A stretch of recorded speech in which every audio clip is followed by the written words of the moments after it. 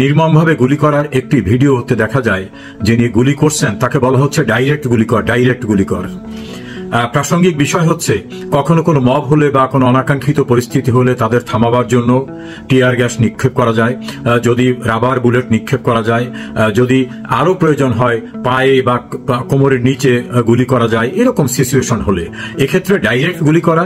এবং এ পর্যন্ত যে কজন মৃত্যু মুখে ঢলে পড়েছেন তাদের প্রত্যেকেরই শরীরে গুলির কারণে মৃত্যু হয়েছে, এভাবেই রিপোর্ট পাওয়া গেছে। ফলে গুলি করেই যে তাদেরকে হত্যা করা হয়েছে এটা আর বলার অবকাশ রাখে না, এটা স্বীকৃত। দ্বিতীয় হচ্ছে গোপালগঞ্জের মানুষেরা যেভাবে প্রতিরোধ গড়ে তুলে তাদের ক্ষোভের প্রকাশ ঘটাচ্ছিলেন, তাদের কারো কাছেই কিন্তু কোনো মারণাস্ত্র ছিল না। তা তাদের হাতে যদি মারণাস্ত্র না থাকে তাহলে তারা আরেকজনকে মেরে ফেলতে পারবে এরকম অবস্থা ছিল না। যদি তেমন অবস্থা না থাকে তাহলে পুলিশ, আর্মি, র্যাব, বিজিবি কেউই আত্মরক্ষার জন্য গুলি করেছেন এ কথা বলার কোন সুযোগ নাই। এ পর্যন্ত যে তথ্যপত্র পাওয়া গেছে, গোপালগঞ্জের অতি সাধারণ মানুষ যারা ক্ষোভে রাস্তায় বেরিয়েছিল তাদের কারো কাছেই কোনো মারণাস্ত্র বা কোনো বড় ধরনের অস্ত্র দেখা গেছে এমন কোনো রিপোর্ট নাই।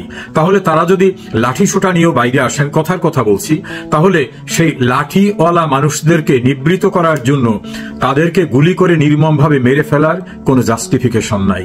দ্বিতীয় হচ্ছে আমরা দেখলাম গুলিবিদ্ধ একজনের উপরে পাকিস্তানি হানাদার বাহিনীর স্টাইলে বুট দিয়ে পাড়িয়ে তাকে তার মৃত্যুটাকে নিশ্চিত করা হচ্ছে। আর একটা দৃশ্যে আমরা দেখলাম যে একজনের হয়তো গুলিতে মৃত্যু হয়ে গেছে, সেই শহীদের ডেড বডিটাকে যেভাবে তুচ্ছ তাচ্ছিল্য করে পুলিশ ভ্যানের ভিতর তোলা হচ্ছে, এতে মনে হচ্ছে যেন হিটলারের বাহিনী এখানে আক্রমণ করেছে। বাংলাদেশের কোন আইন শৃঙ্খলা রক্ষাকারী বাহিনীর আচরণ এমনটা হবে এটা আমরা আশা করিনি। তাছাড়া যাদেরকে তারা মারছে, যাদেরকে গুলি করে হত্যা করা হচ্ছে, তারা কেউই সশস্ত্র অবস্থায় ছিলেন না এবং উল্লেখযোগ্য কেউ না। কারণ দীর্ঘদিনের রাজনৈতিক মামলা হামলা এবং 16 জুলাইয়ের পূর্বে বেশ কিছু অপারেশনের কারণে বাড়ি বাড়িতে গিয়ে র্যাব পুলিশের হামলার কারণে এলাকায় রাজনৈতিক উল্লেখযোগ্য নেতৃবৃন্দ কেউই ছিলেন না, অতি সাধারণ মানুষ ছিলেন। আজকের এই বিক্ষোভে কিন্তু আবাল বৃদ্ধ বনিতা দল মত নির্বিশেষে সবাই বেরিয়ে আসছে, এমন অবস্থাটা দৃশ্যমান। কেন বেরিয়ে আসছে?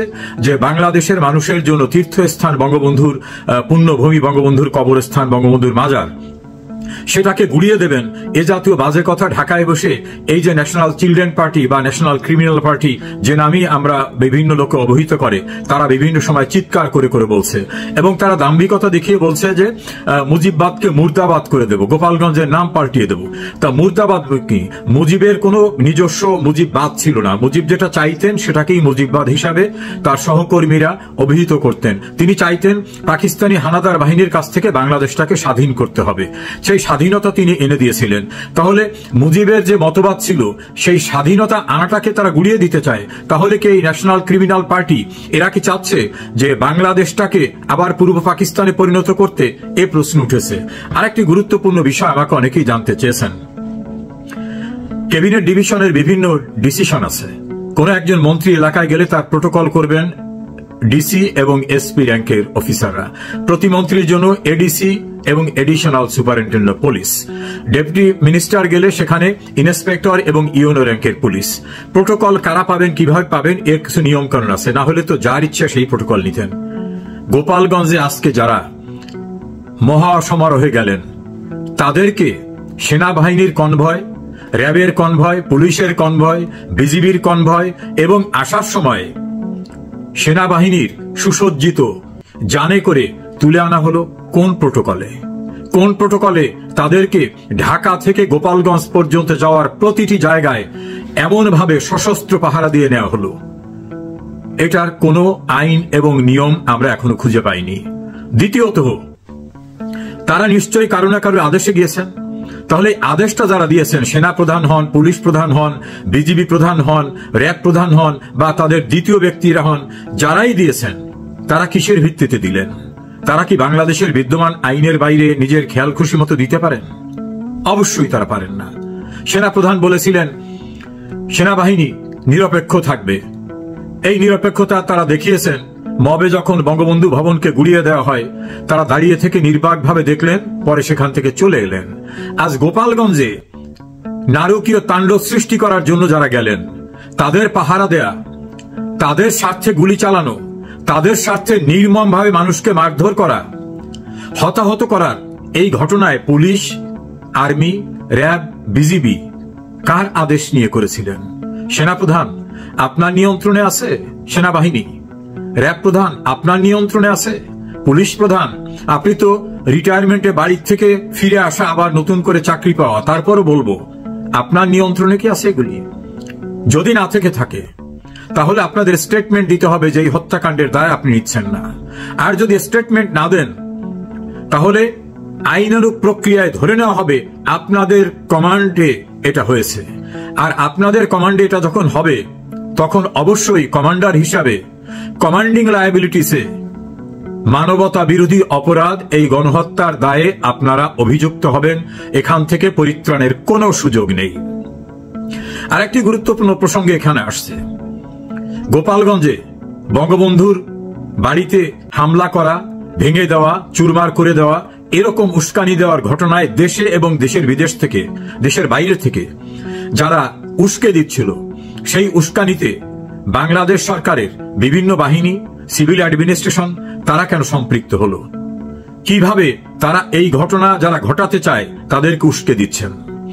আজকেও গোপালগঞ্জে তারা যে ভাষায় বক্তব্য রেখেছেন, ইনকলাব জিন্দাবাদ, যেটা পাকিস্তানের স্লোগান ছিল, এইভাবে যারা বাংলাদেশকে, বাংলাদেশের মুক্তিযুদ্ধের চেতনাকে ধ্বংস করতে চায় তাদেরকে যারা পৃষ্ঠপোষকতা দিচ্ছেন, আশ্রয় দিচ্ছেন, প্রশ্রয় দিচ্ছেন, দায় আপনারা এড়াতে পারবেন না। সজীব ভুইয়া, আসিফ মাহমুদ সজীব ভুইয়া, তাকে সরাসরি দেখা গেছে ভিডিও কনফারেন্স করে মনিটর করতে, তার সঙ্গে আরো উপদেষ্টা এবং পুলিশ প্রধানরা। তাহলে গোলাগুলি যা হয়েছে তারা করেছেন, আর তারা এককভাবে কোনো গোলাগুলি করতে পারেন না, তাদের সম্মিলিতভাবে দায়িত্ব রয়েছে। ডক্টর ইউনূস তার পক্ষ থেকে যে স্টেটমেন্টটা দেওয়া হয়েছে, সেই স্টেটমেন্টে এতগুলা মানুষের হত্যাকাণ্ডের ব্যাপারে একটি শব্দ নাই। তাহলে এই হত্যাকাণ্ডকে তিনি ওন করেন। ইতোপূর্বেও তিনি পুলিশ হত্যা সহ যারা সাংবিধানিক দায়িত্বে ছিল তাদের হত্যাকাণ্ডের বিচার করা যাবে না, এভাবে একটা চিরকুট ইস্যু করেছিলেন। কেউ কেউ বলে ইনডেমনিটি, যারা নির্বোধ তারা জানে না ইনডেমনিটি কোন এক্সিকিউটিভ অর্ডারে দেওয়া যায় না। আর এক্সিকিউটিভ অর্ডারেও 1975 সনের 26শে সেপ্টেম্বর ইনডেমনিটি জারি করা হয়েছিল। 1979 সালে জাতীয় সংসদে সেটাকে আইনে পরিণত করা হয়েছিল। তারপরে কিন্তু সেই ইনডেমনিটি থাকে নাই। বঙ্গবন্ধুর খুনিদের দাম্ভিকতা চূর্ণ করে দেওয়া হয়েছে, তাদের বিচার হয়েছে, জেল হত্যার বিচার হয়েছে, বুদ্ধিজীবী হত্যার বিচার হয়েছে। কাজেই ডক্টর ইউনূস, যিনি অসাংবিধানিক, যারই কোনো লিগাল অথরিটি নাই, তিনি খুনের দায় থেকে কেউকে মাফ করতে চাইলে এটা মাফ হয় না। তবে ডক্টর ইউনূস এবং তার পারিষদবর্গ আপনাদের রক্ষা করতে কেউ কিন্তু আসবে না। ইউনূস হয়তো যে কোনো সময় পালিয়ে যেতে পারেন। আমার মনে হয় এয়ারপোর্ট থেকে তার পালিয়ে যাওয়া এখন বোধহয় সম্ভব হবে না, কারণ এত রক্তের দাগ যার হাতে, যিনি নিজেই স্বীকার করেছেন যে মেটিকুলাস ডিজাইন করে তিনি ক্ষমতায় এসেছেন, শেখ হাসিনাকে সরিয়েছেন। তো মেটিকুলাস ডিজাইন কি করেছেন সেটা তারা যেন নিয়োগকর্তা, তারা স্বীকার করেছে যে আমরা পুলিশকে খুন না করলে আমাদের আন্দোলন সফল হতো না, আমরা পদ্মা সেতু মেট্রো রেলে আঘাত না করলে সফল হতো না। কাজী তার যারা নিয়োগকর্তা তার নিজেরই স্বীকার করা যে এরাই তার নিয়োগকর্তা। সেই নিয়োগকর্তারাই কিন্তু সবকিছু স্বীকার করেছেন। তাদের নিয়োগকর্তার দুজন, নাহিদ এবং আসিফ, দুজনই বলেছেন 5 আগস্ট শেখ হাসিনার পতন না হলে অস্ত্র তুলে নিতেন। এই অস্ত্রগুলো কোথায়? তুলে নিতে হলে তাদের কাছে তো থাকার কথা। তা তাদের কাছে যে অস্ত্রগুলো আছে, সশস্ত্র বাহিনী, পুলিশ বাহিনী, সেগুলো উদ্ধারে পদক্ষেপ নিচ্ছেন না কেন?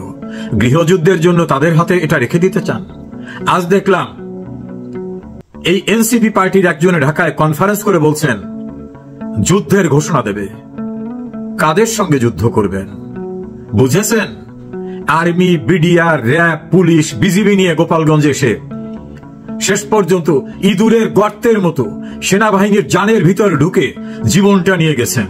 যুদ্ধ করবেন? নিরস্ত্র বাঙালি আপনাদের পূর্বপুরুষ সশস্ত্র পাকিস্তানিদের সঙ্গে যুদ্ধ করে তাদের কিন্তু নাকে খত দিয়ে বিদায় করেছে। বঙ্গবন্ধুর মহানুভবতায় অনেকে রক্ষা পেয়েছে। আপনারা যুদ্ধ করতে আসুন। Army, RAB, BDR, BGB, police, এদের দিয়ে এসেও লাভ হয় নাই গোপালগঞ্জে, বুঝতে পেরেছেন। আর খালি হাতে বা এই সশস্ত্র পাহারা ছাড়া অস্তিত্ব টিকবে না। আমি যে প্রসঙ্গটি নিয়ে কথা বলেছিলাম, আমরা জানতে চাই কোন আইনে তাদের এই প্রটোকল দেওয়া হয়েছে। আমরা জানতে চাই কার হুকুমে সেনাবাহিনীর সশস্ত্র টিম এভাবে ভারী অস্ত্রসহ মেশিন গানের মতো যন্ত্র নিয়ে এখানে এসেছে এবং সেই গানে করে এদের উদ্ধার করে নিয়ে যাওয়া হলো। কার হুকুমে সেনাবাহিনী অস্ত্র চালালো, কার হুকুমে পুলিশ এভাবে গুলি করলো, কার হুকুমে বিজিবি এই নৃশংসতা চালালো? নিশ্চয়ই ডক্টর ইউনূসের হুকুমে, তার পারিষদবর্গের হুকুমে। সেনাপ্রধান, আপনার কাছ থেকে আমরা স্টেটমেন্ট চাই, র্যাব প্রধান স্টেটমেন্ট চাই। স্টেটমেন্ট দিলেও যে রক্ষা হবে তা বলা যায় না, কিন্তু স্টেটমেন্ট না দিলে আপনারাই যে ঘটনার অনুঘটক, আপনাদের নির্দেশেই যে ঘটনা ঘটানো হয়েছে, আইন, সংবিধান, ক্যাবিনেট ডিভিশনের ডিসিশন সবকিছু উপেক্ষা করে ঘটানো হয়েছে, এটা স্বীকৃত। এটাকে আইনের ভাষায় বলে কনফেশন, এটাকে বলা হয় স্বীকারোক্তি। এই স্বীকারোক্তির জন্য ভবিষ্যতে বিচারের সময় খুব বেশি সাক্ষীরও প্রয়োজন হবে না, পরিত্রাণ কিন্তু কেউই পাবেন না। আপনাদের বিদেশি প্রভুরা, পাকিস্তানের প্রভুরা অথবা বড় একটি রাষ্ট্রের প্রভুরা কেউ রক্ষা করতে পারবে না। বুঝতে পেরেছেন? ডাক দিয়েছেন সারা বাংলাদেশের সবাইকে গোপালগঞ্জে আসতে, কেউ আসেনি। আলিয়া মাদ্রাসার কয় ছাত্র আর ভাড়া এসেছিল আরো কয়েক জায়গা থেকে কয়েকজন, সব মিলে 150 মানুষ নিয়ে। অনলাইন পোর্টাল এবং গণমাধ্যমের যে পরিমাণ মানুষ ছিল সে পরিমাণ মানুষও সেখানে ছিল না। ফলে মঞ্চের ছবি দেখানো হয়েছে, সামনের অডিয়েন্সের ছবি দেখানো যায়নি। আমি দ্ব্যর্থহীন ভাষায় বলতে চাই, কোথায় হাত দিয়েছেন বোঝেননি। বিষাক্ত সাপের লেজে যেমন পা দেওয়া যায় না, বাঘের লেজ দিয়ে কান চুলকানো যায় না, গ্রাম্য প্রবাদ রয়েছে। বঙ্গবন্ধুর দল আওয়ামী লীগ, বঙ্গবন্ধুর পুণ্যস্থান, সেখানে দাম্ভিকতা সৃষ্টি করতে গেছেন। এই দাম্ভিকতা চূর্ণ হয়ে গেছে, বুঝতে কি বাকি আছে? ঢাকার রাস্তায় এখন নেমে দেখুন, ডাক দিলে আয় রাজুতে আয়, আর কেউ আসে না। আপনাদের সহযোদ্ধা সহকর্মীরা অনেকেই চলে গেছে এবং তার স্টেটমেন্ট দিয়ে বলছে যে এদের যে এই লক্ষ্য ছিল সেটা আমরা জানতাম না। আপনারা যে ক্ষমতার জন্য জুলাই আগস্ট আন্দোলনের নামে এই জঙ্গিবাদ কায়েম করেছিলেন সেটা শেখ হাসিনা ঠিকই বুঝেছিলেন। তিনি বারবার বলেছিলেন এদের লক্ষ্য কোটা আন্দোলন না, এদের লক্ষ্য রাষ্ট্র ক্ষমতা দখল করা। সেটা প্রমাণিত হয়েছে।